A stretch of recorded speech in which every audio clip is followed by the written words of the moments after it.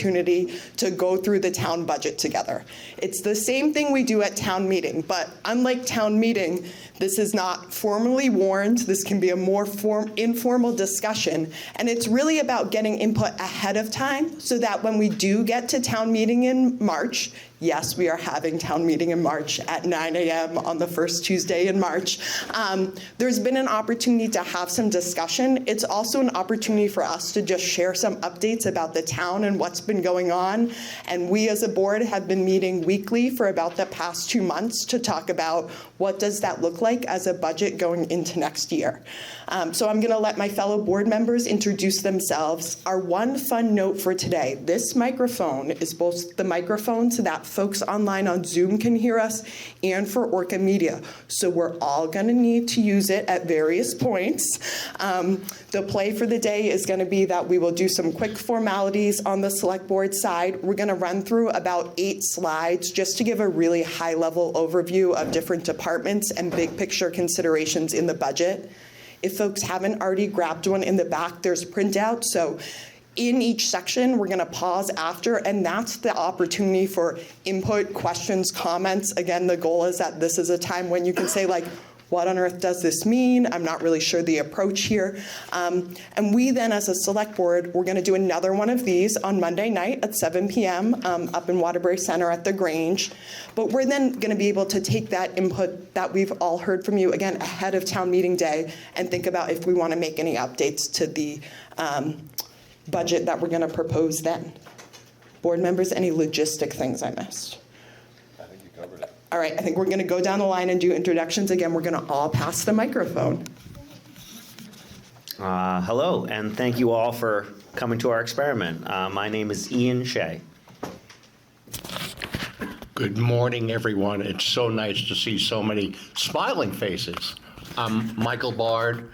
I've been on the select board now for, I think, 7 years, and we're so happy to at least look at what this moment has for giving people public input, and I think that's really important in a democracy. Thank you. I'm Kane. I'm the vice chair of the select board, and I'm very glad that we stole Have Your Say Day because I was very excited for a town meeting day-esque event with pie. Roger Clapp. This is my 3rd year on the board. I served as chair this past 2 years and resigned this past Monday because I am also now serving as executive director for Revitalizing Waterbury. So to avoid the appearance of a conflict of interest, I will be continuing to serve out my remaining 2 years on the board. And I guess that's it. I'm Tom Weitz, the municipal manager. When I first grabbed a mic and spoke in front of the town, it was my first town meeting day. And I told people that I've been here a few months, and so I'm a little short of Bill Shepelek's service. I'm now pleased to report I've made it about 6% of his years of service, so slowly but surely getting there.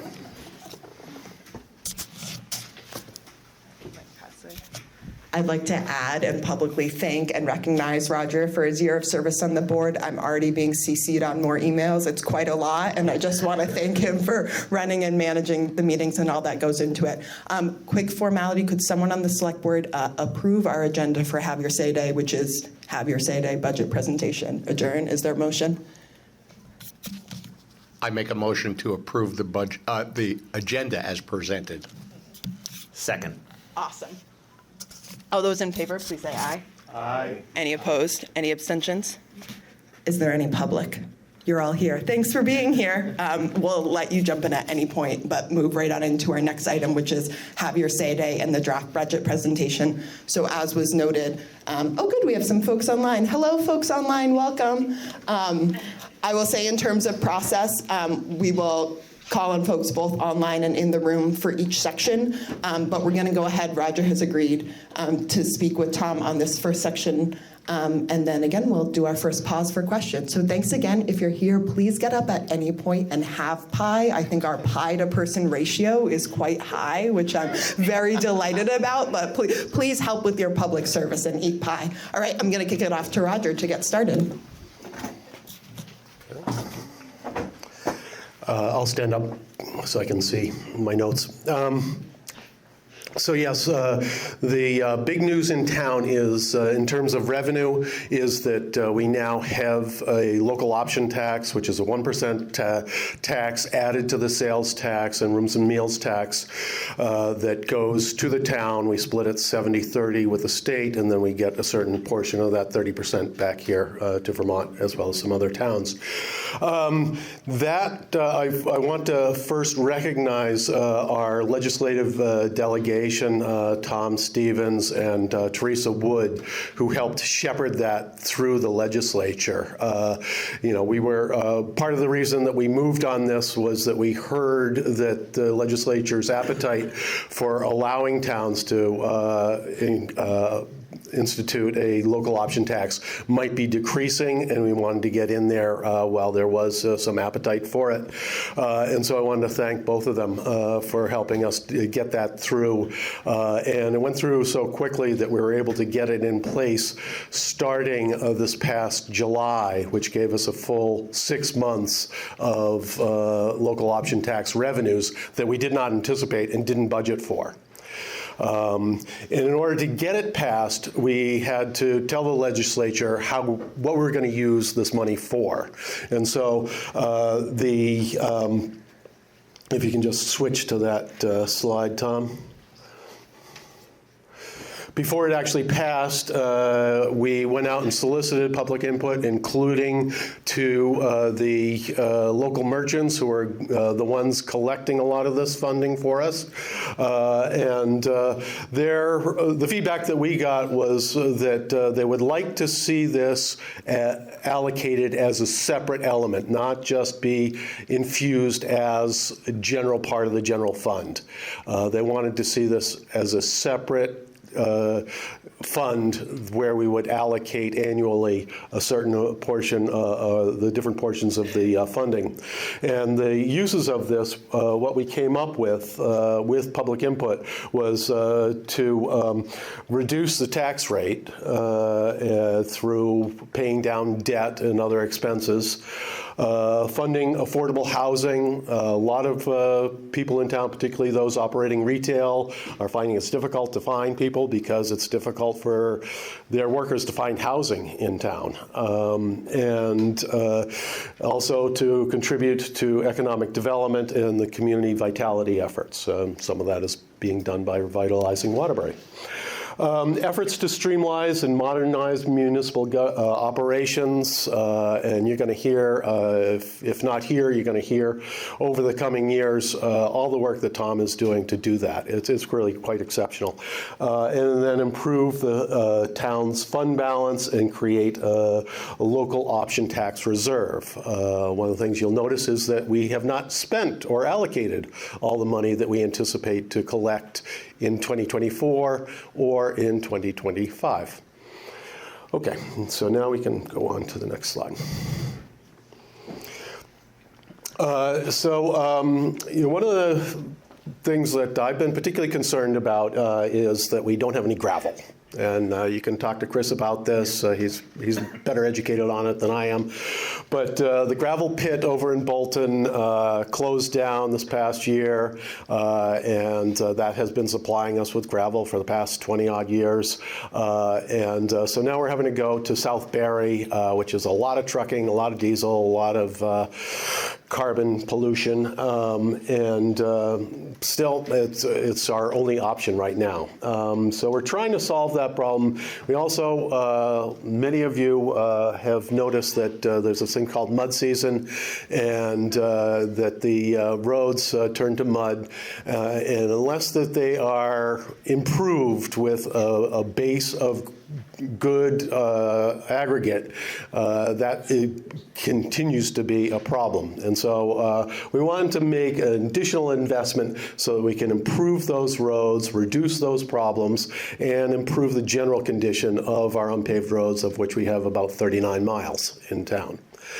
The new fire truck, Gary can tell you more about this, but it's actually a pretty good deal that we got from what I understand. He's got a great relationship with the supplier of trucks, and we're a little bit behind on replacing all the trucks that we need. We want to try to catch up on that and get ahead of that so that we have adequate fire protection. The Highway Capital Fund, we've allocated $25,000 for that.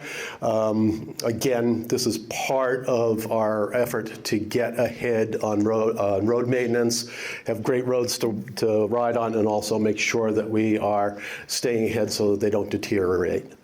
The recreation facility planning, again, this is a area where Tom has shown his creativity. Generally, you'd be allocating like $150,000 just to look at the feasibility and the engineering of a new rec facility. We have very limited indoor facilities for recreation in this town. We really feel like it's something that is important. Our recreation committee has been working on this all year as to what we really need. There was a feasibility study done back in 2018, I believe it was, but they came back with an $11 million facility that the taxpayers really didn't have a lot of stomach for. So we're looking at a much more pared down facility that's going to serve our purposes, provide some indoor opportunities for our summer rec program, for winter programs, and Tom was able to work a deal out with some construction people for $1,750. They're willing to cost out what a facility would look like, and then we can take that to go look for grant funding to get that built. The Public Works vehicle.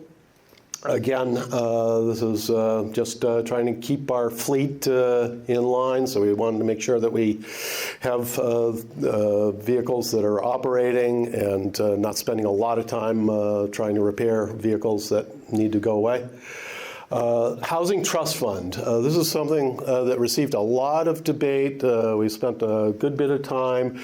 The Waterbury Housing Task Force has done an excellent job of analyzing what type of housing is needed, who's interested in building that housing, and we've set up a trust fund, or we're in the process of setting up this trust fund, and we've allocated $75,000 as seed funding to get that started.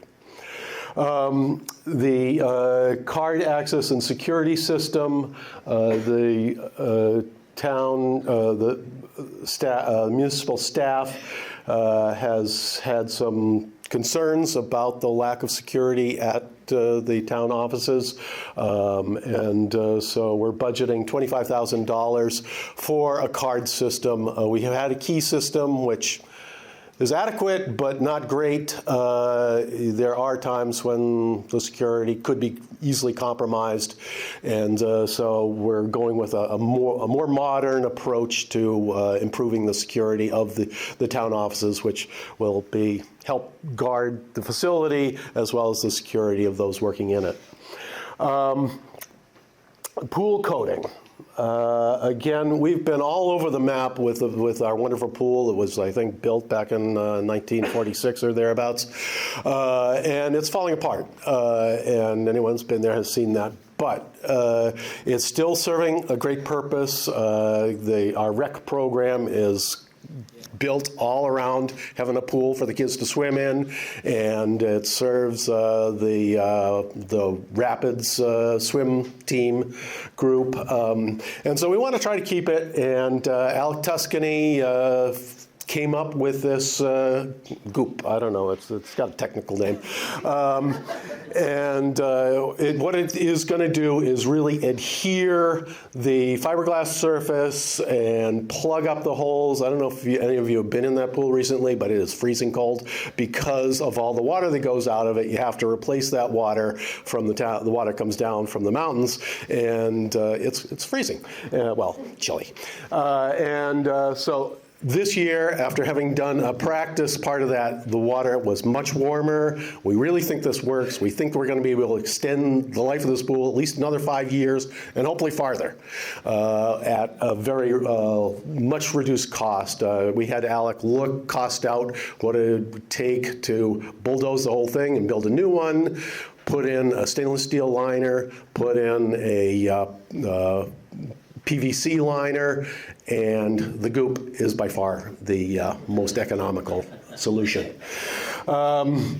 And then finally, planning and conservation, we're budgeting $50,000. The Conservation Commission, after having done yeoman's work on passing Phase 1 zoning or developing Phase 1 zoning, and then it was brought before us, and we've passed those zoning regs. They are now taking on the town plan, which needs to be completed by 2026. And so they'll be spending all of 2025 developing a new town plan, and this is going to be a pretty major effort on their part. So we're budgeting $50,000, mostly for some help in engaging the public in developing that plan, so that it is not done by 5 people in a dark room, but it really brings in the people.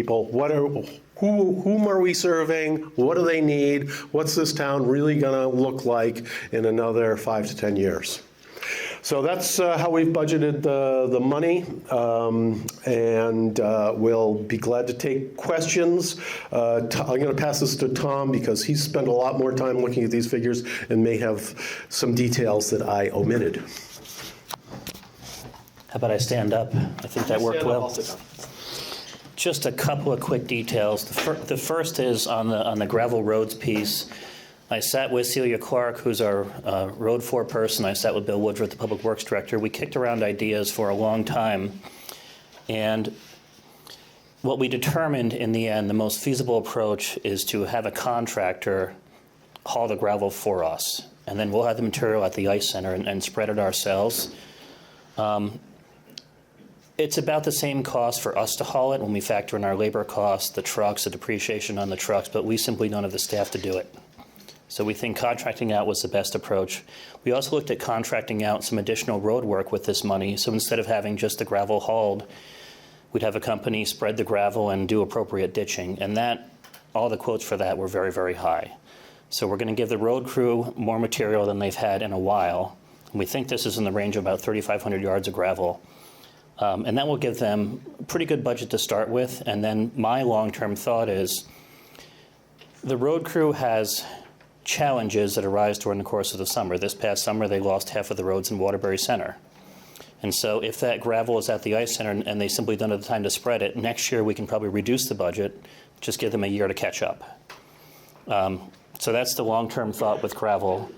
The fire truck and the public works vehicle are all financed internally over 3 years. So essentially we can use this local option tax to pay ourselves. We have a tax stabilization fund with about $1 million in it, and so we can withdraw funds as needed from that, use the local option tax to pay it back. So we can finance these purchases internally without paying interest. And then on the pool coating piece, that one is a tiny bit speculative for this reason. We bought some of the coating this past year, and we did a small portion of the pool. It was a little bit scary because the staff cut open the liner, and underneath there wasn't great concrete, it was gravel. We could have used it in our roads.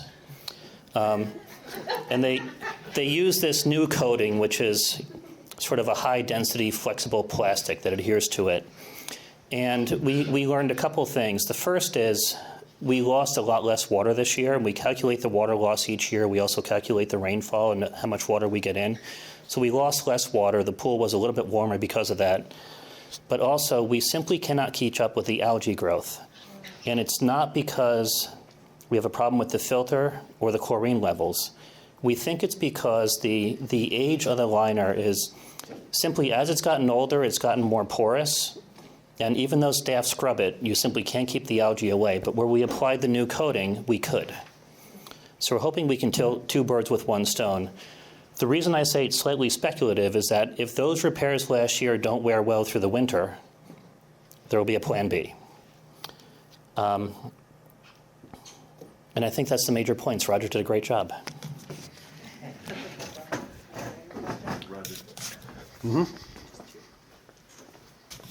One, on the administrative notes, I'm circulating a sign-in sheet. It's just so we have the attendees of who is here for the minutes, so thank you. And because I know she's in the room, I do want to clarify our Planning Commission, chaired by Ms. Martha Statkis, giving the big thumbs up, is the purview of our town plan and bylaw updates. Thank you to them for their, again, like weekly meetings for multiple years. The 5 volunteers who receive no stipends who do this work, so thank you. And then also Amy Marshall-Carney is online from our Conservation Commission. Both of these groups are working together in the town plan update. Both will receive support from professional consultant services as proposed. So thanks to both of them. I also think we're going to transition. So this is you've heard the first portion of the presentation, initial questions, comments, feedback. We did this portion first because these expenses that are allocated for out of local option tax are then embedded later in other departmental budgets, and how we worked those out as we get to other sections. Okay, now we'll take questions.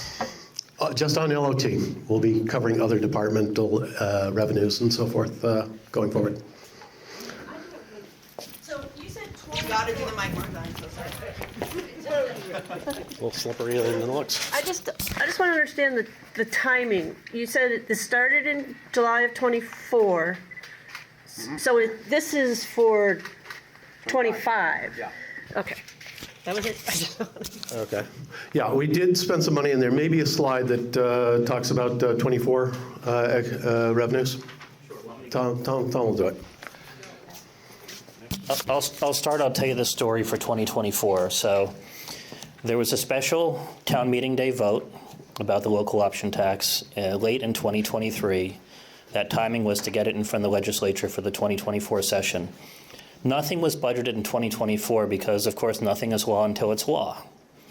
So we were hoping that it would become law by the end of the session, by the end of June. And then all along, the tax department told me that it takes them 2 full quarters to implement it. So we were thinking it's law by the end of June, the tax is in place January 1, 2025. What happened is everything passed the legislature with 5 days to spare in March, and the law requires the governor to sign or not sign a bill within 5 days. So it became law before the end of March. Within that 5-day period, the tax department called me and said, by the way, we can now do this in 1 quarter, not 2. So there we had a big 2024 windfall. So that was the timing of it all. And then the $425,000 to $450,000 this year, there's a cycle to how people pay these taxes, and you collect almost 60% in the last 2 quarters of the year with Christmas, holiday shopping, that sort of thing. So we think $750 conservatively next year, but the second half of the year is always where most of the revenue comes in.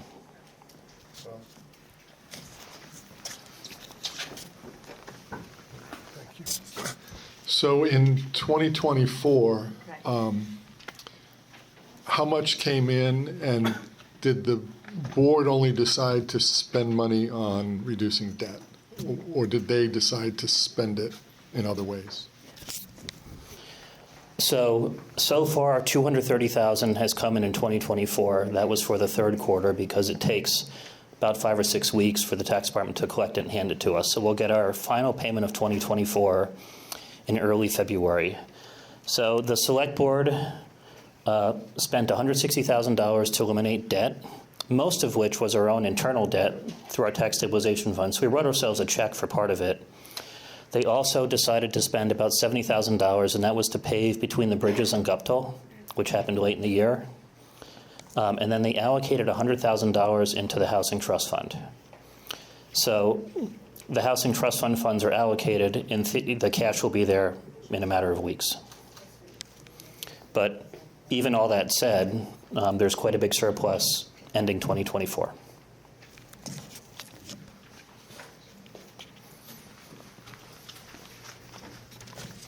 Hello. Thank you for having this meeting. This is great. The pie and coffee are wonderful. I'm just wondering if the select board ever considered attributing some of the money to flood mitigation.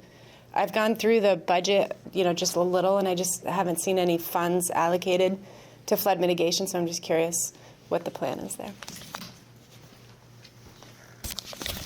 Great question. So the select board, I don't recall the exact meeting, but sometime during the summer of 2024, decided to set aside $100,000 of our fund balance towards flood mitigation work. We've hired a consultant to assist us with really seeking out grants, because there's no dedicated staff person for that, and so we're paying that person $1,500 a month for that work, and then we're using those funds to pay another consultant who's a hydrologist to do some of the planning that will hopefully get us further down the road in some capital projects. So in the budget, there's about $30,000 for those expected expenses, and then we're hoping to hear any day now about some grants from the state to pay for some of those things too. We didn't budget the grants because they're not a known issue just yet.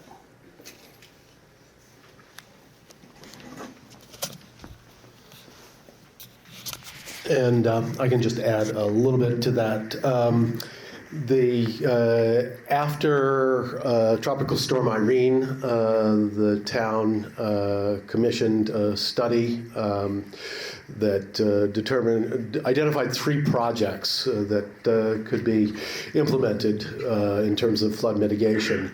One was reducing the pinch point, which is a little bit downstream at Harvey Farm in Duxbury, and which would reduce flood levels by as much as a foot.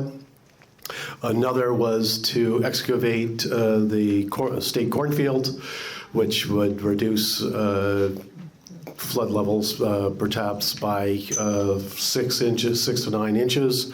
And another was to flood-proof the state complex. And so they picked one of those, and thanks to Sue Minter and others, the state invested the largest amount in the largest state project ever to flood-proof the state complex. But the other 2 were not taken up. I think starting 2 years ago, we've been in contact with the Harvey Farm owners about the project to cut off, widen the river at that pinch point, which is sort of opposite of where Thatcher Brook comes in to the Winooski. And that conversation has gone up and down. Currently, it's a little bit down. And we did make an offer to them, but they have not chosen to take any action on that as of yet. The town, the state has expressed interest in excavating the cornfield and potentially transferring that property to the town. We would need to look for state and federal funding to get this done. It's a huge project. And we're in conversation with the state to make that happen. But again, these things move a lot more slowly, and as I understand it, the demand on the FEMA funding that goes to the state has been more than offset as the amount of demand coming from the FEMA buyouts, all the houses that are being taken out, and the homeowners being compensated for the value of their house, plus the cost of demolishing those houses. That results in a piece of property that can't be built on thereafter.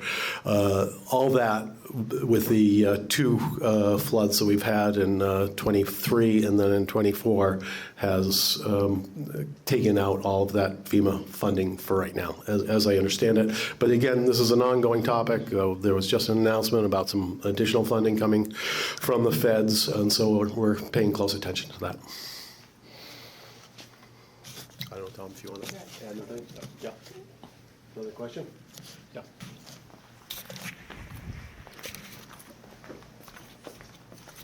Could you expound just a little bit on what the needs are for the recreational facility? I know you mentioned like summer camp, but could you be a little more specific about what the needs are? Thanks. Ian, do you want to, you've been serving with the rec committee. Maybe you can talk, spent quite a bit of time talking about this. Thanks. Thank you for that question. So the rec committee has been looking into this for, I want to say a couple years now, but heavily in the past year, to the point where committee members have gone out to the community, set up at our farmers market here in town, and collected public input. Furthermore, the rec committee has met with different, I guess I'll call them stakeholders throughout town that might be invested or want a piece of this rec facility. And seeing, you know, as Roger mentioned, we had a pretty robust design, I think done in 2018, that we recognize in the current state of Vermont and the, you know, current homeowner taxes, that is just not a feasible project for this town right now. So we wondered, how could we pare this project down? And again, collecting input from the town and meeting with these different stakeholders, we realized who you know, would most benefit from this, and who really that we originally envisioned would be part of this project really doesn't have to be. You know, that first design included classrooms, included a full kitchen, included a lot of different pieces. That do we need all that is really what the rec committee was asking itself. The answer after meeting with different factions around town was, I think we can pare this down quite significantly, actually, and still meet a lot of the goals that not only community members but different organizations have for this facility. An example I could give, you know, a lot of people would like gym space, for example. I mean, gym space is very expensive, and so as a rec committee, we're thinking, is there a different way that we can accomplish the same goals, you know, that like a gym might do with a pared down facility? And those are conversations we're having in the rec committee right now. The idea with this $17,500 study is to see what would this design look like, you know, after all these conversations we've been having. What exactly will a pared down rec facility look like? And I think it would be fairly basic with achieving a lot of the goals. For example, Roger mentioned, you know, the rec programs here in town, additional indoor space for a court, be that a basketball court, be that pickleball courts. You know, those are conversations we're having with community members to see what is the most, I guess, wanted ideas of this rec facility. What do we want it for? Does that help answer? A little bit. I mean, that's what I wanted to know in terms of, you said a gym, Mm-hmm. right? Is that for basketball? You know, pickleball's a whole nother Right. game, pardon the pun. But I wondered if there was other groups that were needing specific things. Yeah, so I mean, we've been talking to even like Capital Soccer. We met with them at one point. You know, they said probably with the size of the rec facility that we're thinking of, again, we haven't had this design drawn up yet, they probably would not want a piece of this, I'll say it that way, because it's too small of a design, which is fine. But I think with the economic realities of our town right now, I think a pared down design is what makes most sense for the entire community, and not just, again, talking with all these different people. And I think for the rec department in particular, and Katerina, who runs that department, she's very interested, and this would be hugely beneficial to that program, to the kids involved in that program. Anything else, though? Do I have a follow-up? Follow-up to that? Bring the mic. Bring the mic. Thanks. Thanks, Ian. Jack, I'll give it back to you. Just curious, is there still any discussion about redoing all of Anderson, the rec area? Because there had been talk about an indoor pool and a new rec facility. I know it's a huge ask, right, but is that anything that's still, you know, relevant? I don't know if anyone, Tom, you want to take this? Make a brief comment. Sure. So since I've been here, I haven't had any serious conversations about an indoor pool. I used to work in St. Albans, where they have the only municipal indoor pool. The quotes for our new outdoor pool, simply to replace what we have, which gives you, a couple months, five and a quarter in that range, which essentially means by the time you engineer and construct it, you're probably $6 million. Add a few $1 million for an indoor pool. I think it's been successful in St. Albans because, unfortunately, the lake there, Lake Champlain, is not inviting to swim. In fact, it's completely the opposite. And none of the other towns in that area have municipal facilities. So it's the only game in town for a long way. And then it's right at the base of a small ski hill. So I think they're uniquely situated. I think one challenge with our pool here, indoor outdoors, is a reservoir is a nice place to swim. We hear that a lot from people. It's a huge investment, really hard to determine community demand for that in advance, and there are indoor facilities not too far away. So we haven't gotten really beyond that stage with it because we just don't see the demand per se, and the cost is awfully big. That answer the question? Yeah, I was just curious if it was still, it's been talked about over the years, something that would benefit the community, not just the indoor pool, but also a new rec building there, something that's more substantial. So we have envisioned a new rec building in Anderson Field because there's really no other great logical place for it that we own. Okay, thanks.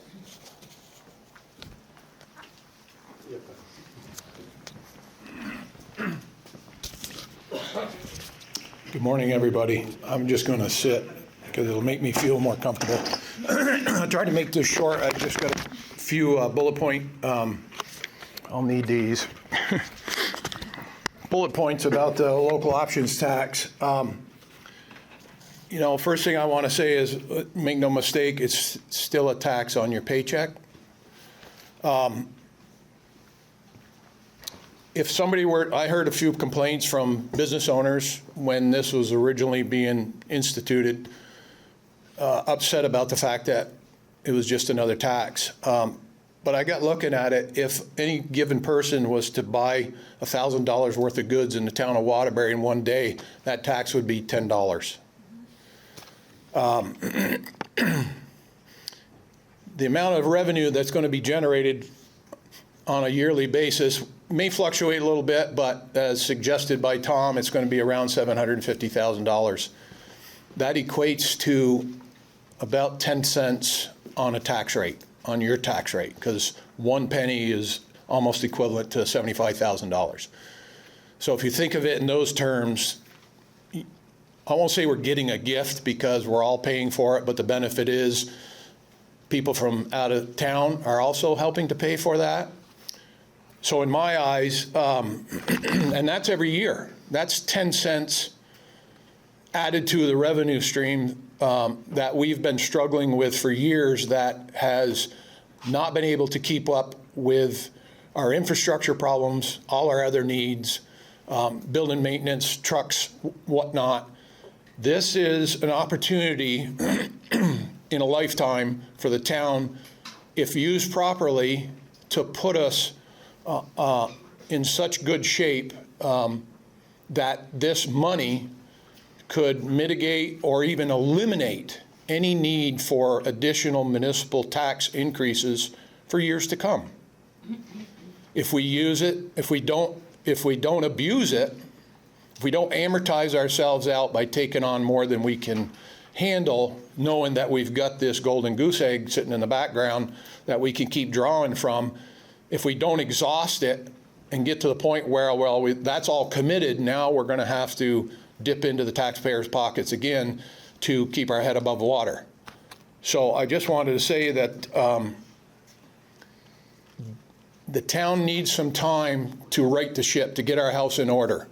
Here's the opportunity with this local options tax to temper how we use it, direct it towards the things that most municipalities, in many people's eyes, how they view that our taxpayer dollars should be used for infrastructure, for trucks and gravel and paving and all those things that really matter. And I ask that the public temper themselves from going in front of the select board to ask for a piece of this pie, because before you know it, everybody's hand's going to be in the cookie jar, and that money is going to, or we'll be right back where we started from. So those are the few things I wanted to say. A couple things on the housing trust issue. John Mushler is sitting there in the background, is a contractor, a friend of mine. He was telling me that one of his suppliers told him that this spring look forward to around a 25% increase in product supplies. That was before the California fires. Yeah.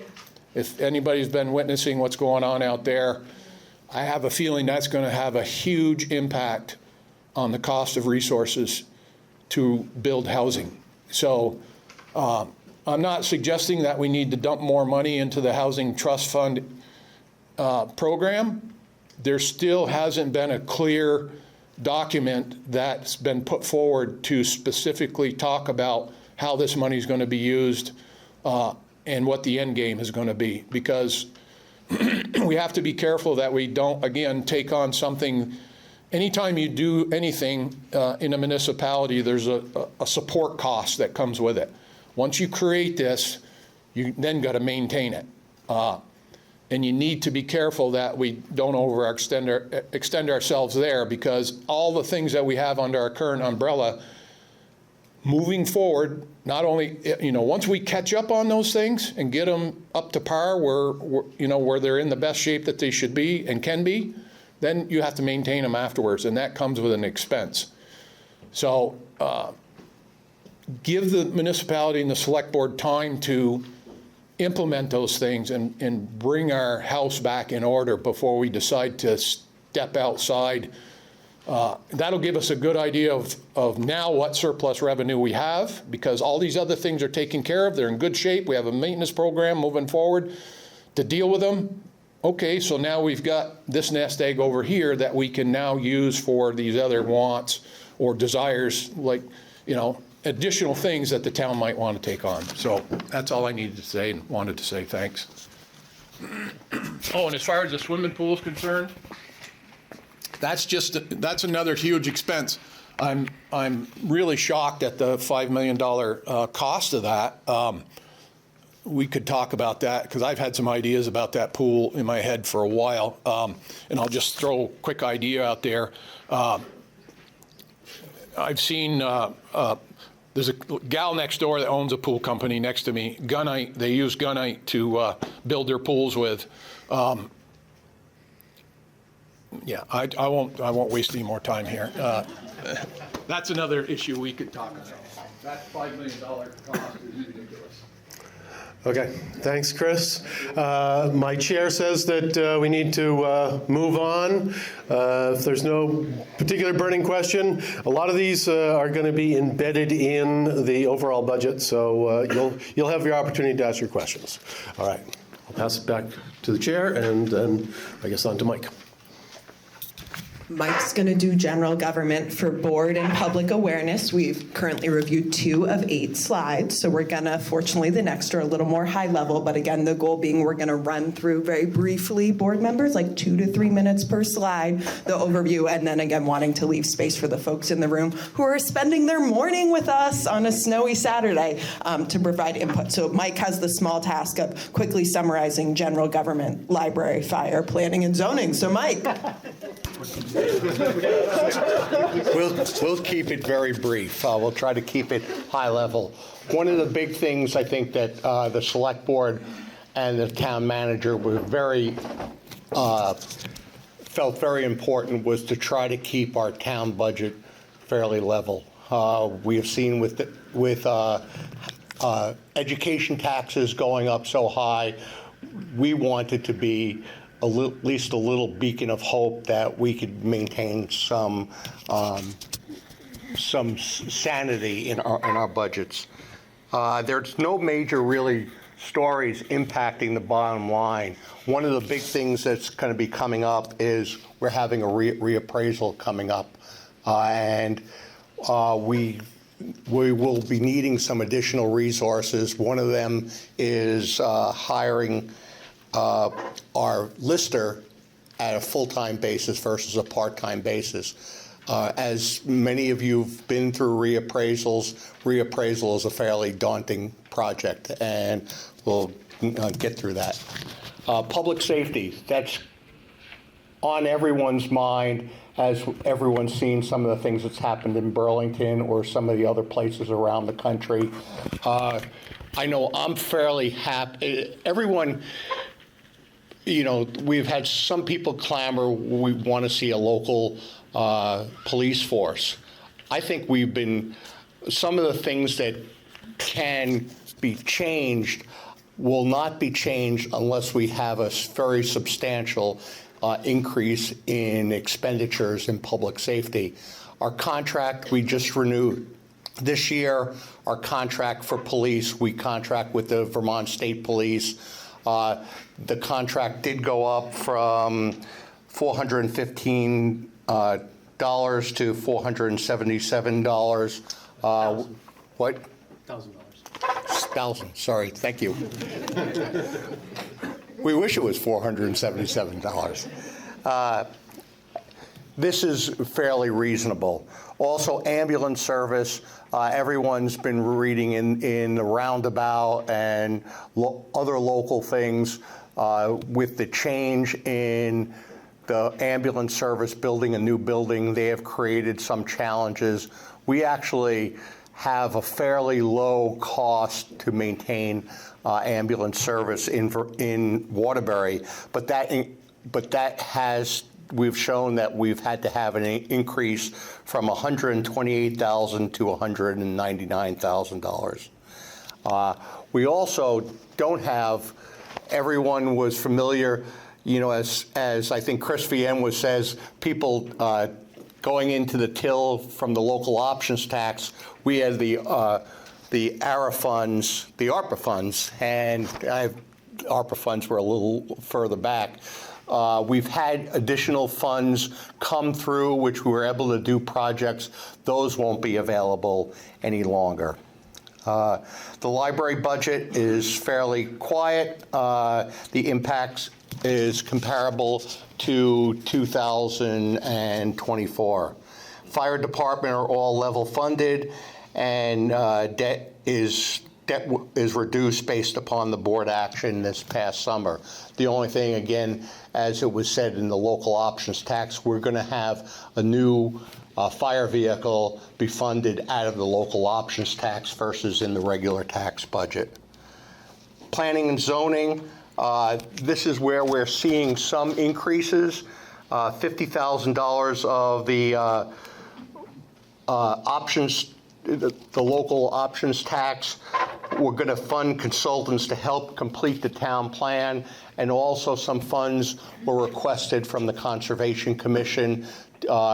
Within the town plan, they need to do natural resource inventory, and we're going to be working with the Conservation Commission on how we may be able to streamline what the actual needs are for the town plan.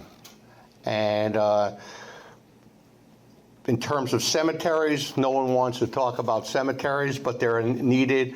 We have had reductions of costs we reallocated assets. We're doing some more work ourselves versus contracting out some of those work at the cemeteries. And the projected cost of the cemeteries are going to be about $50,000. Again, everything.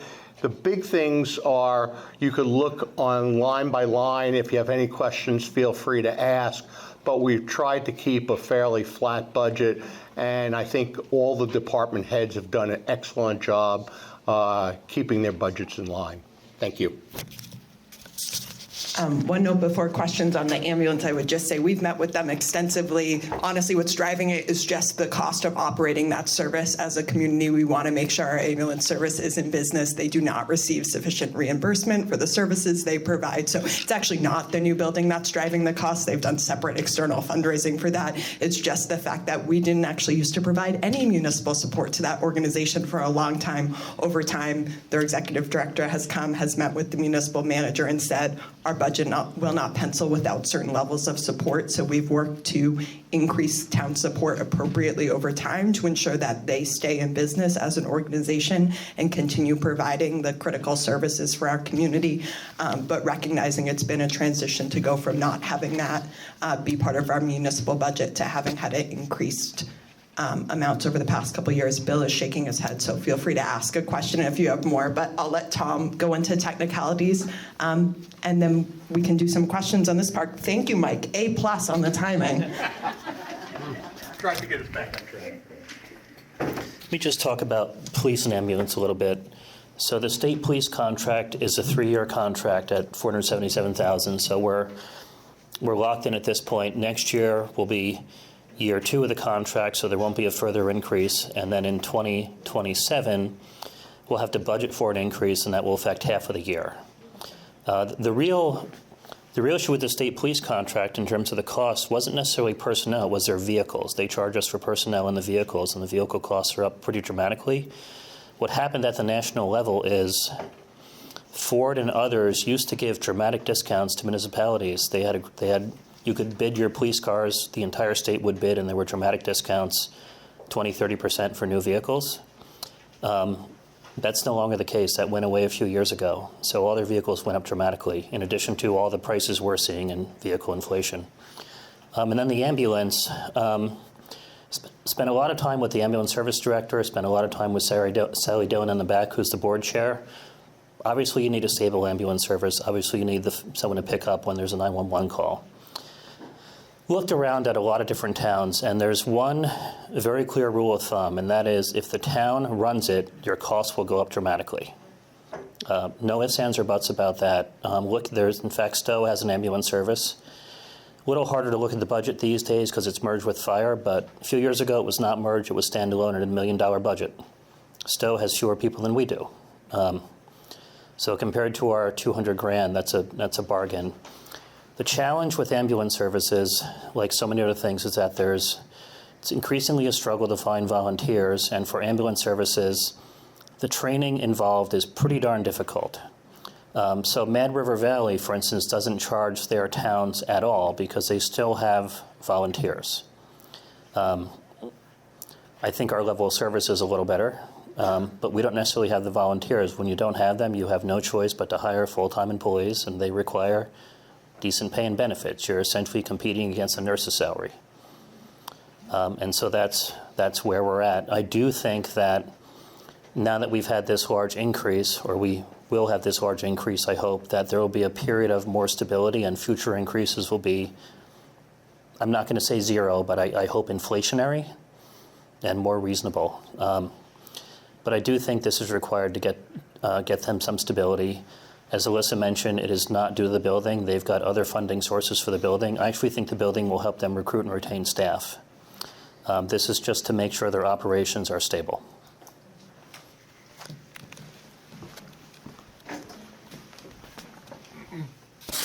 Thank you. Alyssa, I wasn't really disagreeing with you, but just a little history. WASI took pride in being a private not-for-profit and never asked the town for any money for years and years and years. In fact, I encouraged the select board to encourage them to take some more money from us.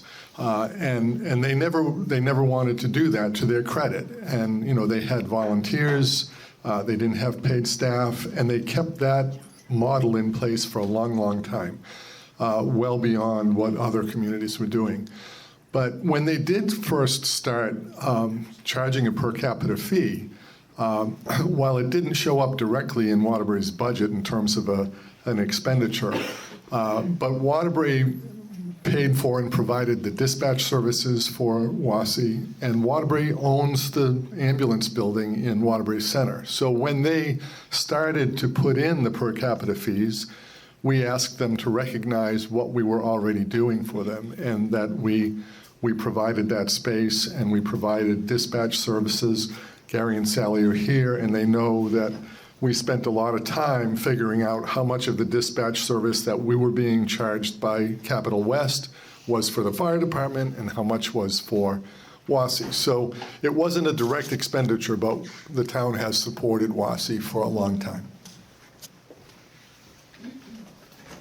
Thanks, Tom. I think you were first. Just looking at the general government revenues and expenses, is there a line where we see the local option tax revenue reflected? No, it's embedded in some department budgets where it comes in. So if you look at the Public Works capital budget, you'll see the money for the truck in and the money out. Okay. And then do you have, I don't see it here, but do you have for each of some of the, there must be fund balances where there's in and out. So for the local option tax or for some of the other funds, I'm just wondering if you can make that available to folks. Yeah, absolutely. That's online already. The best way is to look at our audit. But I can summarize it and put it online with the budget. Thanks. Okay, I have another question related to flood mitigation. I see that some reserves were used to pay for flood recovery, and I know that the goal is to apply for grants to help. And I guess I'm just wondering, has there been like a cost analysis?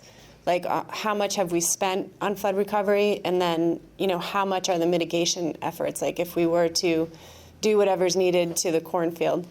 So I guess I'm just wondering, has any work been done, and do you have any like ballpark figures to put out there?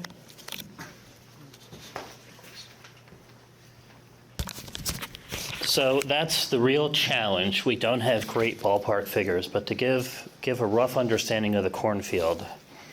The cornfield is 60 acres. We don't own it yet, so we can't work on it yet. Assume for a minute, and I've done this math, assume for a minute you are going to lower 15 acres of the cornfield 3 feet. That is 200,000 yards of material. Our biggest dump truck takes 15 yards. It's an awful lot of trips. All that material has got to go somewhere. So I dare say, without hesitation or equivocation, it is a project that this town will not do without grant funding for a substantial part. It's simply beyond our ability. That being said, that's why we have assistants helping to seek out grants and make the case that we can get there. It's going to take some time. So if you were to move it all out, like, do you have any estimates in your head? No, but we have a contractor here who sells gravel and moves gravel. Chris, what does it take to move away 200,000 yards of gravel? I'd have to do the math, but the biggest problem is finding out, number one, where it's going to go, right? Yeah. It's got to go in an area that's not deemed environmentally sensitive. And my other question to you, Tom, is why this 3-foot removal? And that was just a number I came up with to give it some context. But suffice to say, we're tens of millions, not millions, but I'm just curious. add a zero somewhere in there. What the decrease in the water level would be because of that. Because when they did the study on the Harvey Farm property, I think that was 300,000 cubic yards at a cost of $7 million. And I think, correct me if I'm wrong, Bill, the suggested elevation drop would have been a foot on the water. That's correct. So the state was awarded, the state had $90 million in its coffers related to flood mitigation efforts. And we applied for our portion of that fund. And the challenge has been that there's been so many buyouts approved, and we have 9 submitted. And I just received word last week that the first 3 are now in the appraisal stage. So those owners will get a number. There's a few dozen in Barry, I believe. There's a lot of other towns that have buyouts. And when you're buying a property based on the July 10, 2023 pre-flood value, add in demolition costs, add in the closing costs, pretty easy to poke at $500,000 per property. So that $90 million gets eaten up quick. So we submitted a broad array of projects to get funding to study. And the state has formally not awarded anything to us. Informally, they have suggested that they like the idea of updating the hydrology study just for the cornfield. We wanted to do a broader hydrology study all the way from Forest Field to the Ice Center, up Thatcher Brook to Guptill Road, up Grays Brook a little bit. And they're not there on that, but they are there on updating the cornfield. at least in conversation. They also like the idea of helping us armor the lagoon walls of the wastewater plant. But those are really the two they expressed a lot of enthusiasm for, and that's just because that $90 million, the amount of grant applications they had come in was 4 or 5 times in excess of that. So we're working on it. It's a main priority, but there's a lot of similar towns with similar issues, and all the projects require a lot of capital.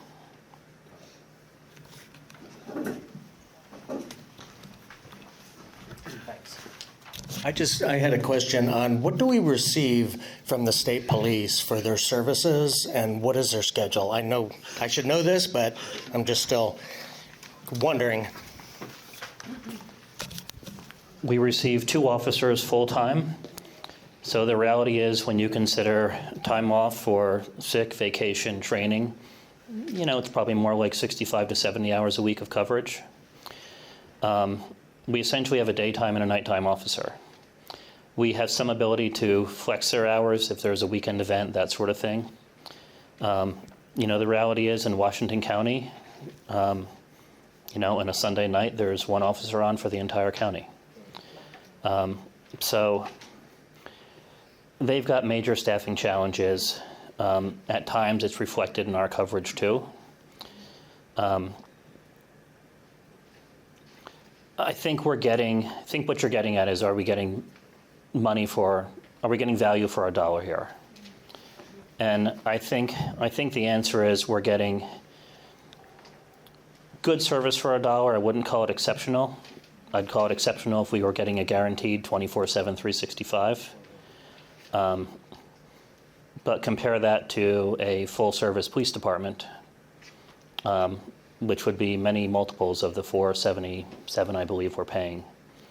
I do have a fair amount of communication with the troopers and with the captain overseeing them. And they do listen to the town, and they do pivot where they can. But the real challenge is when you've just got 2, and essentially across the state, they've had to almost cut to zero their investigative work, which is really the frontline work to get ahead of crimes. They're a reactive department. That's the reality of it. Does that answer it? Yeah, thanks. Sorry. He asked my question. Okay, great. Thanks again.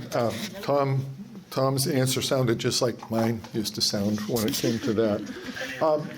It's really a challenge, the police work. And, when the village had its last police department, back in the mid-'90s, the village had like 4.5 or 5 full-time officers.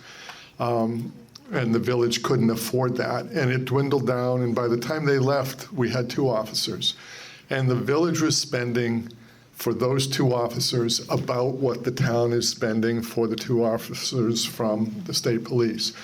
The challenge is that the public wants to see the retail aspect of police work. They want speed patrols, they want visibility, they want to see the police in the community walking around the parks and things like that. And in 2025, it's not possible to do that kind of police work with 2 officers. And I think we get a good deal from the state police. If we had to employ 2 people full-time now, when you add all the overhead costs of health insurance and workers' compensation and liability, there's no way we could do it for $470,000. There's just no way.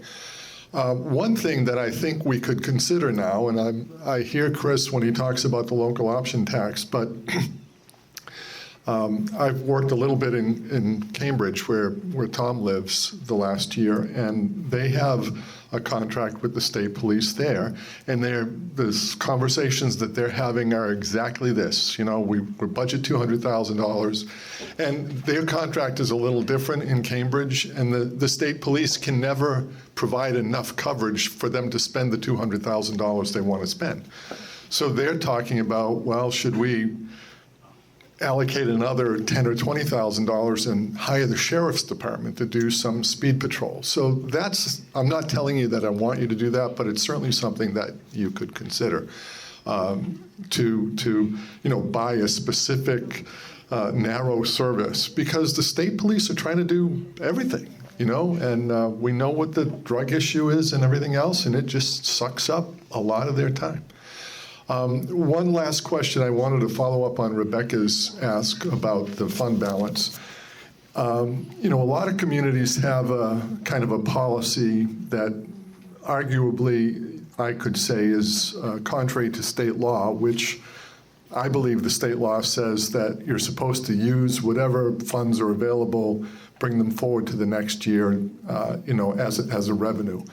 A lot of communities say, well, we want to have whatever 5% of our budget in a fund balance to make sure that we have something if there's an emergency. So if you have a $5 million budget, maybe your target is $250,000 fund balance. I notice in your summary, Tom, that in 2024 we used $100,000 of fund balance, and in 2025 you're proposing to use $81,000 of fund balance. It's right like on the second or third page in. And I'm just wondering if we know what the fund balance is. And Waterbury we always brought forward, when I was the manager, my procedure was to bring forward almost all the fund balance every year. And the reason we did that is because we have $1 million in a tax stabilization fund. We have $400,000 or $500,000 in a library reserve fund. We have money in the cemetery reserve. So we have a lot of reserve funds. So I'm just wondering what the fund balance might be. And if you don't know it right today, that's fine. But I think there should be some conversation about that. And if there's more than $80,000 of fund balance, and I saw some of your notes that maybe you don't need the tax stabilization fund as that anymore, that we should use that to help buy equipment. That's something that the town would have to vote on because the town established that. But if you've got some fund balance sitting there that's not being used, I would recommend putting it in a line item and say we're going to transfer that into one of the other reserve funds. So anyway, I don't expect all answers to that now, but it's just food for thought. I just want to make a quick comment to address Pam's concerns about flood mitigation. If you take a good hard look at what's happening, environmental impacts and whatnot, I almost think that it's, and I think we're kind of addressing it through the Housing Trust Fund, start really seriously thinking about relocating out of the flood area. Because I think the cost and the expense of trying to mitigate a growing problem is going to be futile. I think we're better off, if any way possible, to think about maybe where we can relocate those houses and completely get ourselves out of the problem.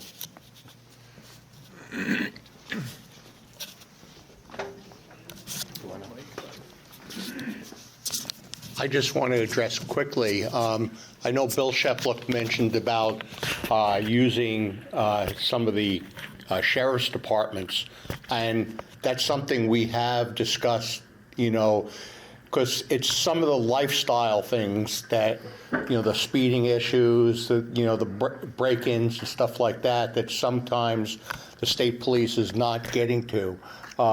They spend an inordinate amount of time. We're seeing more and more problems, especially on the Route 2 side of our town with drug issues that they have to, we're not ignoring those issues. We think that they're important, but they have, the state police, both of the officers spend a lot of time doing that, and they have made the issue, and this is where you have to write to your officials that they basically arrest people and they're put back on the street. So it's a very difficult thing in terms of police enforcement. When the police have problems, they do their investigations, and to no avail. So I don't know if that's just something you have to write to the state's attorneys that, we want, more consideration because there is there's no denying there is a drug problem in Waterbury, and the police are trying to mitigate the problems, but they need some help. Thanks. Quick and then Kane. Without getting into technical accounting, I can just answer the fund balance question, I think. So there's an old tradition in Vermont, and it really dates back to when towns were small and everyone's budget was cash, basically. And so if if your budget was $250,000 and think 1950 and you spent $245,000, you'd roll that $5,000 into next year and reduce taxes. That's changed for all the larger towns a long time ago, and the auditors recommend having, standard recommendation is 10% in what's called the undesignated fund balance, which is, think of it as a cash reserve. We also have dedicated reserves, which the voters have created. So we do have a healthy fund balance, and the reason I'm comfortable budgeting some of it is we don't spend it. And we have the traditional problem that is a good problem to have in some respects. It goes back a long way. It's that Public Works has trouble spending their budget. That's just the reality of the situation, and they have trouble because when do you have perfect weather? You just don't have it. And the last 2 years, despite the FEMA issues and the flood issues, they've been well under budget because they've had to focus on other things. And the odd thing about a FEMA claim is that part of the FEMA reimbursement is that we get reimbursed for all the gravel we bought to fix the roads in Waterbury Center. We get reimbursed for our own staff time and equipment, and that staff time is budgeted already. And the equipment we own. And so to give an example, a tandem dump truck that we own, we get $175 an hour reimbursement. And all that money is coming in future years, and some of it's spent now. So we have a healthy fund balance. I'm comfortable budgeting some of it because, again, the traditional challenge we have, and this predates me, is that it's sometimes and traditionally tough to spend your full budget. So that's, I think, part of the logic for doing it is that it's a recognition that you're not going to spend your budget in a typical year, but also the budget is there if you can spend it.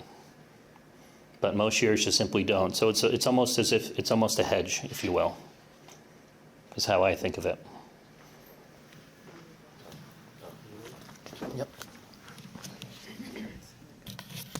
I just wanted to answer some of your questions about flood mitigation because I feel like the answers that you got weren't satisfying. I wasn't terribly satisfied with them either.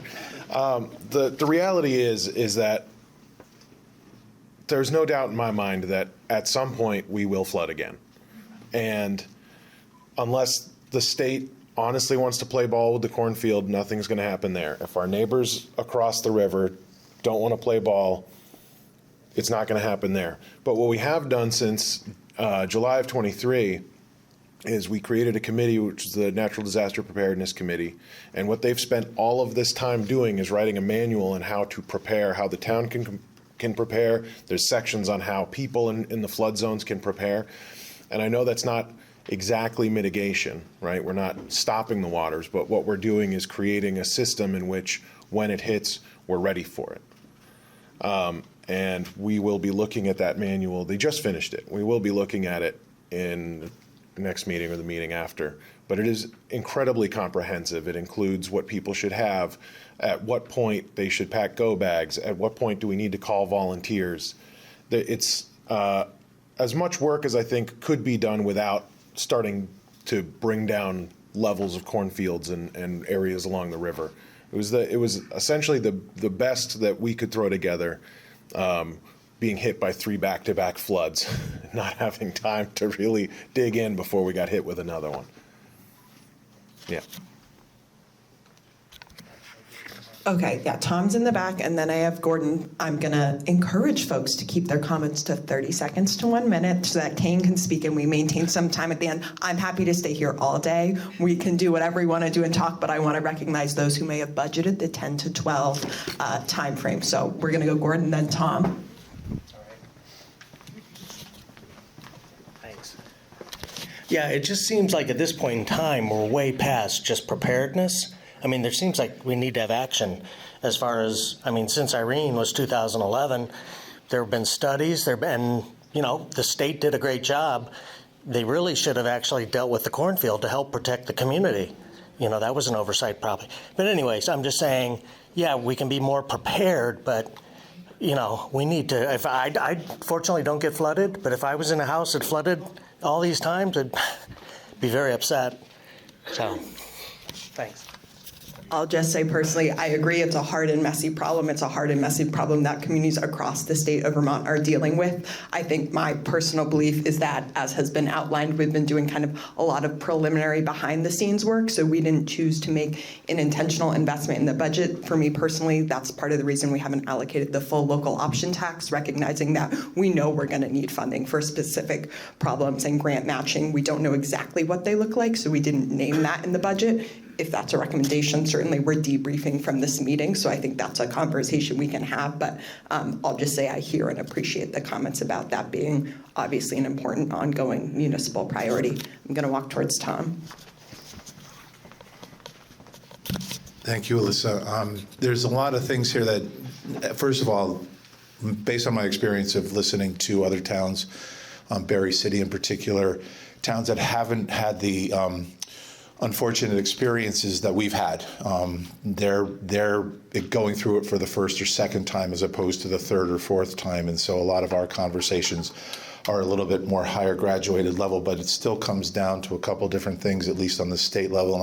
And I have one question about buyouts for Tom after this, but one of the issues that I've dealt with in the State House as I've tried to work on housing policy and other policies, but specifically with housing policies, and this is not to denigrate anything that's been suggested at all, but it's just the issue that I have is when we all have great ideas, or we think that the issue should be, well, if we just excavate the cornfield, or if we just cut off part of the property across the river, we'll all be okay, or at least Randall Street will be okay, because that won't affect any landslides that may happen at a higher elevation.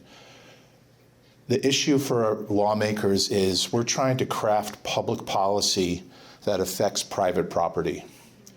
So if the state or the federal government came up to you, or local government said, hey, we need you to move out of Randall Street now, and you're dealing with people's wealth, right? That's where most of our wealth is aggregated, is in their homes and in their properties. It's not insurmountable, but when somebody suffers an event like what has happened down on Randall Street in particular, people are fried now. They're emotionally fraught with every rainstorm, with every ice storm. So the thought of somebody coming forward and saying, we need your land, isn't going to be received very well on a number of different levels. And I think that's where, when we talk about all of this in theory, it makes some sense, if not perfect sense, because then we talk about the need for tens of millions of dollars. In the case of the state selling properties, that has to come through legislation. There has to be, and so we've been in contact with the town, with the select board, with the town manager. And so we will, Teresa and I will put forward when we can a piece of legislation to have the Buildings and General Services address that property and whether or not they would sell it to us, or perhaps FEMA, if it ever acted, would fix it first before they sold it to us, so it wouldn't be a $10 million hit to us up front, or whatever the number may be. So that's time. And as you all know about FEMA, it's time. The fact that there are still some communities that are still receiving funds from Tropical Storm Irene can tell you how much time it can take to get reimbursed on any of these things. We're in a better financial state than a lot of other communities. To the question for Tom, because I honestly don't know this, if we fund, or if the state funds all of the buyouts that Waterbury is requesting, what does that do to our property taxes going down the line? Because it's one of those things that, Chris, you mentioned, if something happens, there's an ongoing cost involved with remediating a problem here. And so if we're fulfilling buyouts for the people who want them or need them, what does that do to our property? If our property taxes aren't going up this year, it must mean that they're on the books somewhere, but at some point they won't be. Just if you could just give us an idea of what that'll mean going out in time. Thank you. All right, Tom's going to give the answer, and then Tom's going to give the microphone to Kane so he can do his slides. So 1 minute on the grand list and other impacts of the buyouts. Thank you. So 9 buyouts have been approved by the select board. One of those property owners has since decided to sell this property and withdraw from the program. So if the 8 were approved, it's about a $2 million impact on our grand list, so relatively small at our tax rate. That's about a $10,000 loss in tax revenues for the town. Quadruple that for the school district. So about 10 grand for the town, 40 grand for the schools in rough math. Okay. We gotta go. Yeah. I gotta look because I left my paperwork in the car. We are highway department. So overall expenses are flat, which is great, operating expenses specifically. As it says there, staff turnover will be a challenge in the future. We have a few guys who are nearing retirement, so in the next few years we're going to have to start thinking about hiring and we'll be paying out their retirement. And as it says, and as we've spoke on in our intro and we've touched on it a lot, is gravel roads and the new dump truck. And new dump trucks are fun because they come in parts. So you get one part, then you get the next part. We got to put it together. So it takes a while. And I'm not going to sugarcoat it. The local option tax really kind of saved our butts here. With everyone talking about trying to keep the tax rate low, the local option tax has come in handy, especially with the highway budget. Whereas every town in Vermont, we have dirt roads, we have roads that are in tough shape, and we spend a lot of money on those roads. And so we did a bunch of projects this year. We okayed, as said before, we okayed the paving on Guptill, which a lot of folks texted me about and were thankful. And I was like, I didn't come up with the idea. But focusing on the next projects, Neelan Flats and Barnes Hill, are those this summer or are they next fall? That's hopefully summer 2025. Yeah, summer 2025. And then it does say at the bottom, if you can see that, Stowe Street Bridge will be replaced, but it is a state project, and it will be closed for 2 months. So. Call them. And so we already forked over our chunk of change for that project, and now it's on the state to take care of the rest. I guess I'll turn it over to questions because I don't have anything else.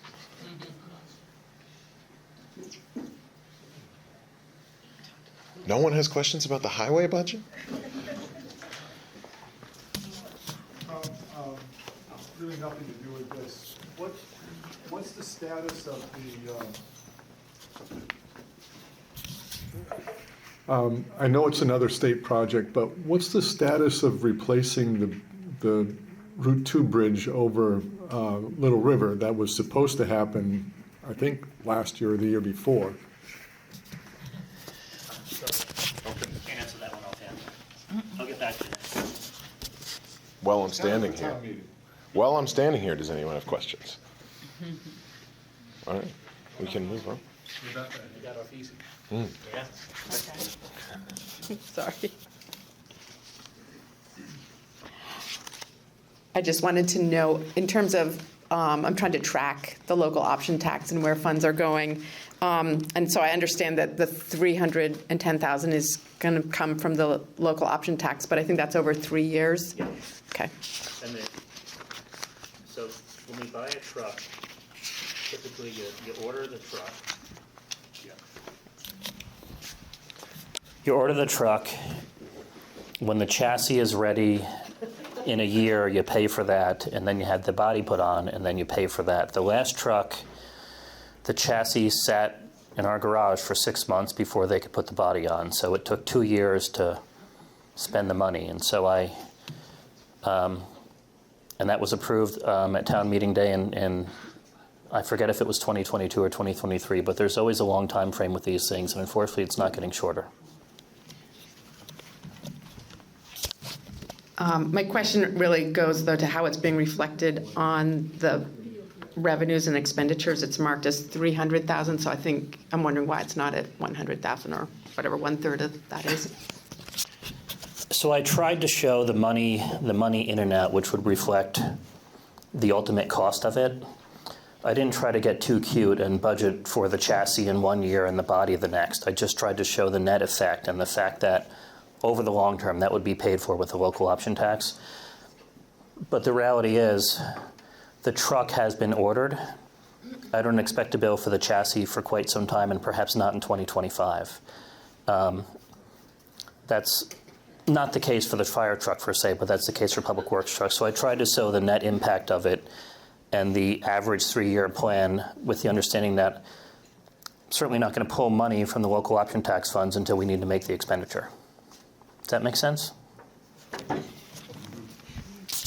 It makes sense, but as Bill Sheplock will recall, I'm a little picky on how things are shown in the annual revenues and expenses versus capital plans over like a 5-year period. But I do understand things.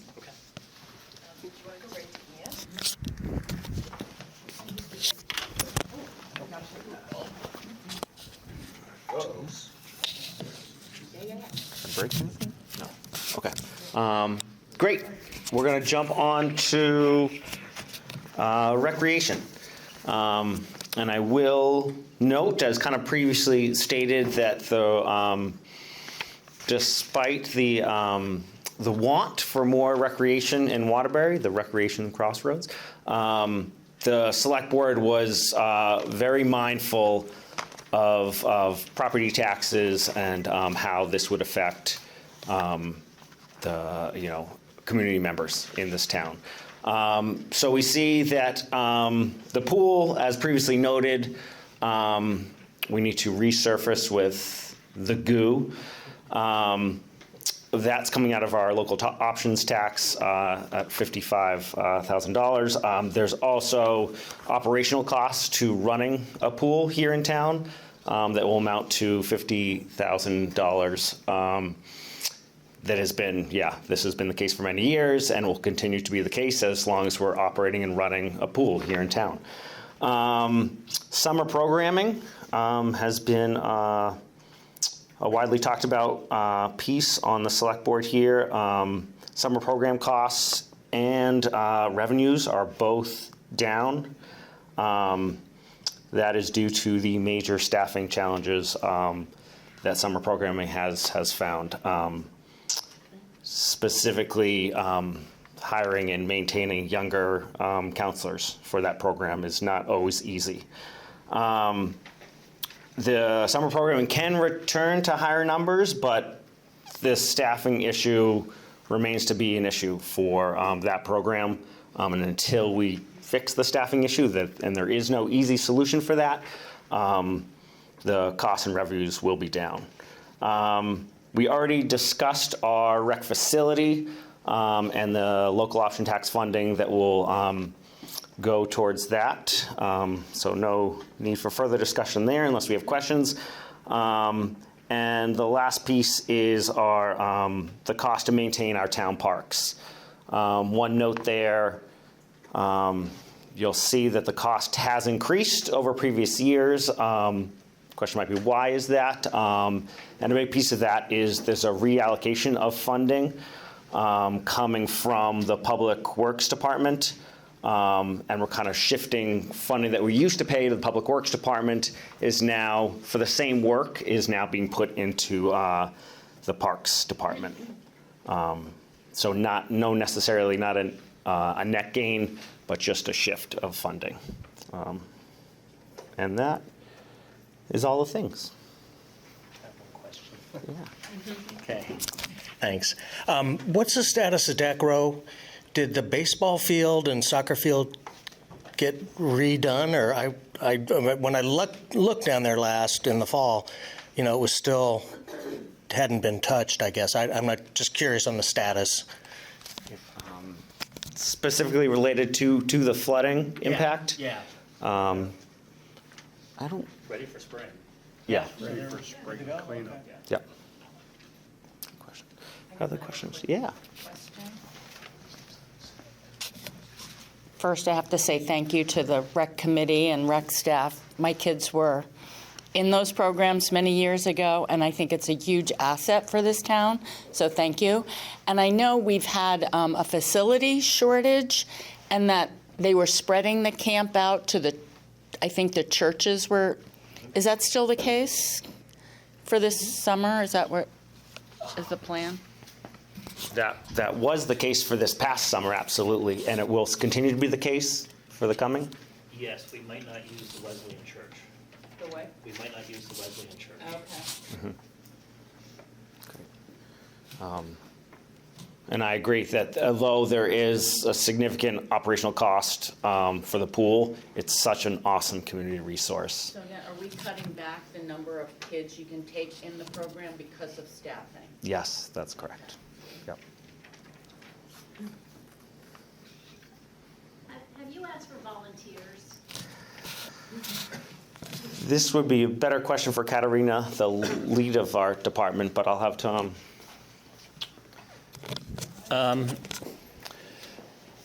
No, we certainly can. We can't find people to do it for money, so. But if people want to volunteer, we'll take you. But the challenge is, we've had at times 150 kids in the program, or at least that number registered. They don't all show in every day. You've got 2 adults, and high school kids require an awful lot of adult help to begin with, and that's proven to be a challenge, and we've had some safety concerns resulting from it. Had a lot of conversations with parents, and so the thought is we're cutting back, we're prioritizing Waterbury residents first. So if you're non-resident and we're near, you can't register first if you're a non-resident. Waterbury residents first, and we can open the program an awful lot more if we can just find a few adults, but we've beat the bushes for teachers, folks who have worked in school, folks who have educational experience, folks who have childcare experience, and we simply haven't had luck the last couple of years. I just feel like there's a lot of people that feel like there's a miss here, which is people have used that over the years for their own kids. And I know it's hard to find people that'll do it full-time for work, but it seems to me if we put a call out to the community, say our children need your help, we need volunteers, and I think it's worth at least putting it out there. Yep, great idea. We'll do that. Can I speak to that too? Thank you for that. And one other conversation that we've been having on the rec committee about summer programming specifically is the idea of hiring. How do I say this? Like professionals for a smaller portion of time is what I mean. So very scripted. For example, I'm a school teacher, and I am reluctant to give up my summer to teach students all summer long, but I would be much more interested in a 2-week period to say teach the physics of rockets for that 2 weeks to a camp. And so maybe kind of reallocating how we're hiring for that summer programming. I think we might have better luck finding additional people there.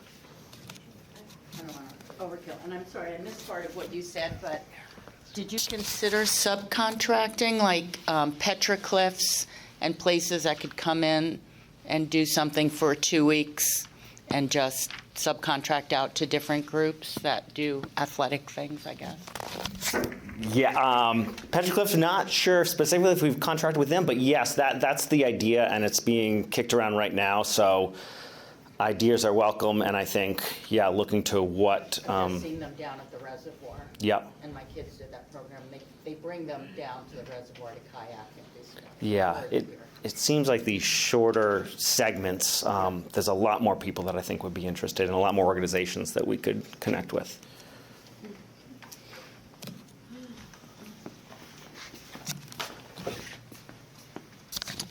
Yeah, I want to give Tom and the rec staff props for what they're doing, and it's a big challenge, and it's hard to find people who are willing to do this. And I mean, I think unfortunately it's a challenge that we face in many departments. It's hard to find people who want to work on the highway department, who want to, give up their Christmas and have to go out and plow the roads. It's a major challenge, and we're in a time, for whatever reason, where, if you listen to the governor's speech the other day, we have challenges in our workforce, and this is something that I think the town just has to face as a reality and figure out ways to try to be as flexible as you can. But it's unfortunate if we were serving, 130 kids and it has to be 85, but you can't do it without safety. And so I give you credit for what you're trying to do. It's a big challenge. So. Yeah, we went through 3 times to find a planning director. Exactly, exactly. While I have the mic and it's not recreation, back to the local option taxes, and specifically the monies that came in last year. And I'm not sure I understood completely what you said. I certainly have no problem that the board decided to allocate money to pay down debt, especially where a lot of the debt you paid down was owed to us. And I understand the expediency of maybe paving that stretch of Guptill Road between the 2 bridges. You've got paving contractors, and you can do it, and it's right there, and it's something that has got to be done now. I'm not sure, however, that I'm really thrilled with the decision to put money into the Housing Trust Fund. It's not that I don't think the Housing Trust Fund is a good idea, but I think it's the purview of the town to appropriate money. And I think you would have been better served, unless I'm missing something, I think you would have been better served had you just left the money in wherever it was and then come to town meeting this year and explain to us why we need a housing trust fund and why we should put $100,000 in it. I don't think that was really your purview, your responsibility to do that without public input. So. Isn't it 175? I don't know what it is, but It's 100 last year and 75 this year? Yeah. well, I don't mind the 75 this year if we're going to appropriate it at town meeting. Don't look at me, I'm just holding the mic. All right. I'd just like to make, I'd like to make a pitch. So, I was at the flood mitigation session that the select board had, and we had some really great ideas, and people are bringing good ideas here. We're in the middle of the town plan that you've heard about a couple of times, and that is a place where we really need people to come out, because one of the things, our goal on the Planning Commission is to have some concrete ideas that will be written down that we will follow through with. But if we sit down and we just have these meetings and it goes into a piece of paper or no one comes out, we're not going to be able to do it. There are really great ideas. I think we can solve our problems. I think we have the capability. I think we need to get together, put some tasks together, and then go for it. So I'm just urging everybody, when we reach out for the community feedback, please come out, participate. We need your help. I thought you were saying come from me.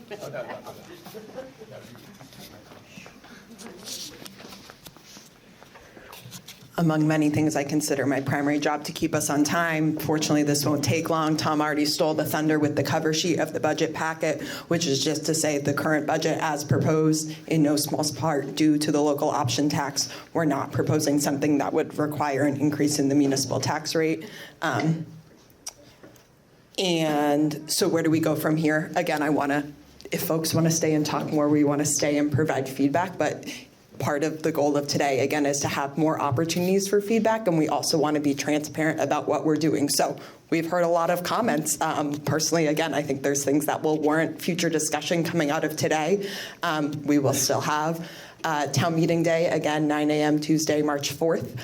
We are planning to include on the warning a question at town meeting about the format of town meeting. One of the reasons Duxbury moved to this model is that they essentially replace their town meeting with a have your say day model in January.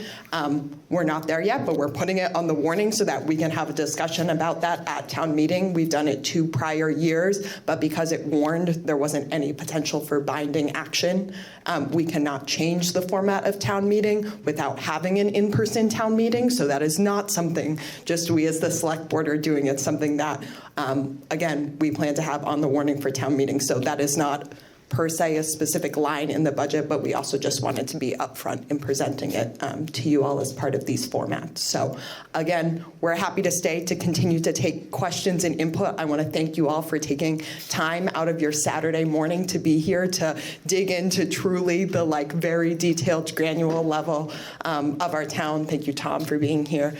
With your expertise, thank you to the Legion for hosting us. Thanks to Orca for being here. But again, I'm happy to continue to host the microphone, but just wanted to make sure that we at least move through the slides in time. So that is that, and if folks have additional questions, happy to continue to facilitate those and take feedback. Yes? Oh yeah, great question. I'm going to say into the mic, and I'm so sorry to the 3 of you who have been here online the whole time. The very top of the homepage of the waterburyvt.com municipal website, Have Your Say Day, this whole packet is linked there. And will be updated. Oh, we can add the slides, yes, after today. Thank you. But the budget PDF has been there. Thanks. I'm sometimes confused about the process of arriving at our property taxes, and I know that many of us are worried about our overall property taxes. So the impact of the municipal portion is only 1.3% increase.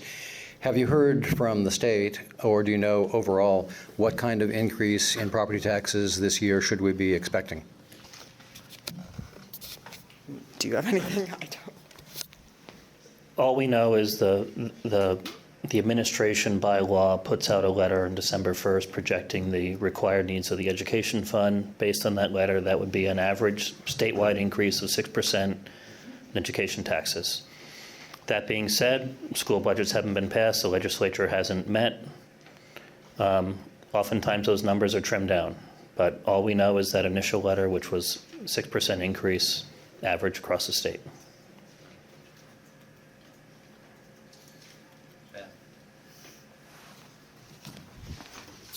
Any other questions or comments? I'll also, again, just shamelessly note that all of our select board emails are on the town website. So if you're listening to this recording later and didn't make it out at 10 a.m. on a Saturday, feel free to just send us a note or catch us in town.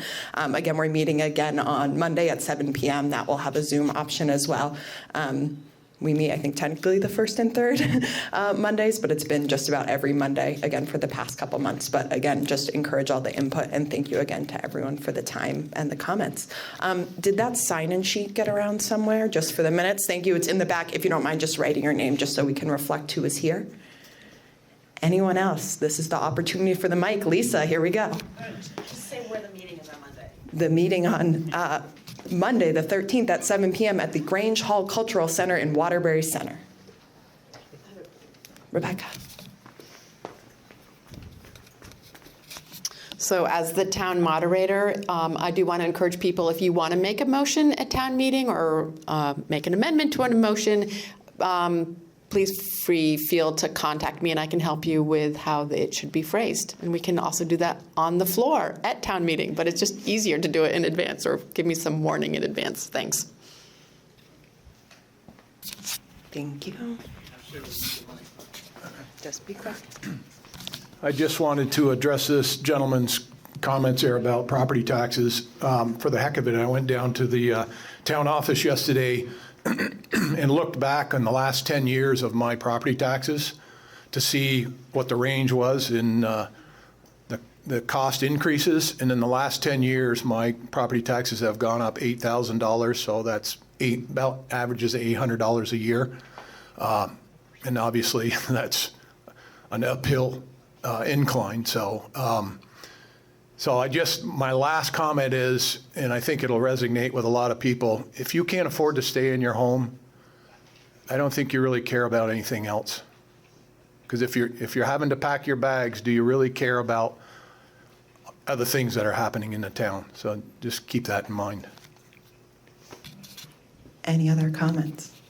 I've come back by the pie, so my closing comment will be thank you again for being here. Feel free to take a slice for the road. And thanks again to everyone for spending some of your Saturday with us. We really appreciate it.